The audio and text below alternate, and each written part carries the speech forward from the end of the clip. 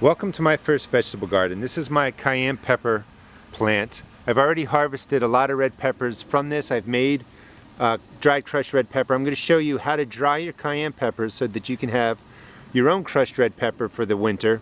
It's October 24th here and a hard frost is coming tonight, so this pepper plant's going to die out. So I'm going to take off all the red peppers and the green peppers, and I'm going to show you how you can dry them really easily and have a nice supply of crushed red pepper for the winter. Welcome to my first vegetable garden. Today I'm going to show you how to collect the seeds out of cayenne peppers and also how to oven dry or oven dehydrate the red peppers or the cayenne so that you can have crushed red pepper for the winter. I picked these peppers yesterday actually because a frost was coming in, and I knew with the frost coming eventually anything that I left out there would be damaged. When you collect the seeds of cayenne peppers, you're going to notice the peppers are going to be at different growth stages. They'll be green with a hard flesh. You can hardly crush that pepper. Then it gets more of an orange color. It starts to soften up. But when the pepper gets to the deep red, the color that you associate with cayenne peppers, that's when you want to collect the seeds. You can see it's almost, it's really thin, and I can feel the seeds in there. Once the pepper gets to here, all you do is cut it open. Now if you're sensitive to spice or the heat from peppers, you want to use rubber gloves. Cayenne peppers don't really bother me. But you just pull the seeds out, put them on a plate, and let them dry for a couple of days.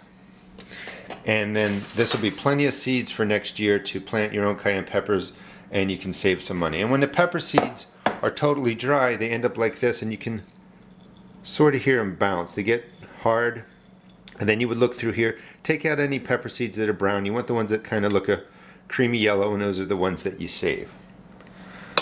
Now when you're drying cayenne peppers, you want to dry them in an oven that stays at 150 to 175 degrees Fahrenheit.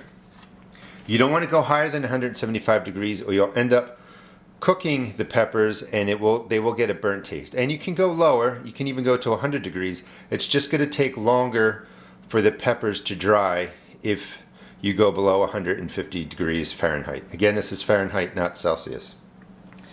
There's a couple ideas, or a couple, streams of thought when it comes to the peppers. I've done a video on my other channel where I do cut the tops off.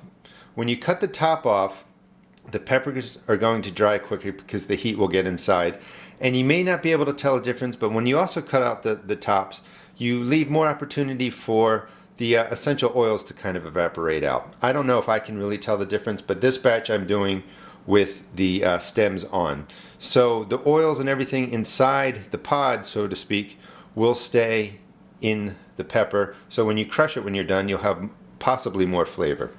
But again, if you cut the tops off, because you don't eat this part, cut peppers take about 6 to 10 hours to dry in the oven at 175 degrees, and whole peppers take longer. They'll take about 8 to 12 hours to dry.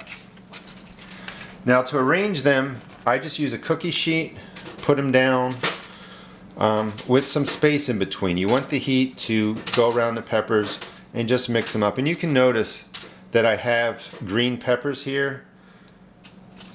If it weren't October and I didn't have a frost coming, and that's why I picked all these, I wouldn't be drying the green peppers, but you can dry them okay. The flavor will be slightly different. Typically all I would do is pick red peppers and just dry the red peppers if it was like August and I was, harvesting the first bunch off of there. But if it's the end of the season and you just want to use everything that you have, you can go ahead and do green peppers. So you want to just put them on aluminum foil like this. You're going to use the foil when you crush the peppers to collect the crushed red pepper, the crushed cayenne, but you just dry them. You put them in the oven. Again, when you have the stems on them like this, it's going to take longer. So about 8 to 12 hours later, with whole peppers, you come back to your oven, and this is what they're going to look like. This is the dark green one, this is the red one, and you can see the difference, but these are completely dried. And all I do is break the tip off, or the stem off, and you're going to crush the pepper into a bowl. And you can see that was a dark green pepper. Here's a red pepper. Same thing, when you break it up, it's totally dry. And again, you can wear rubber gloves if you want, and you can see the difference. The darker peppers, the green peppers are darker, and the red peppers have that great red color that you associate with crushed red pepper for pastas and stuff like that. You can also store these just like this. You can put them in a Ziploc bag, seal it, keep it in your spice closet, and just take these out when you need it. I typically just crush everything up. I use a mason jar like this, and you can see my supply from August is running out, and I crush them up. Just mix everything into there, and you have crushed cayenne red pepper for the winter. Hope you enjoyed the video. Please check out my channel, and also check out my blog at www.therustedgarden.blogspot.com. Thanks.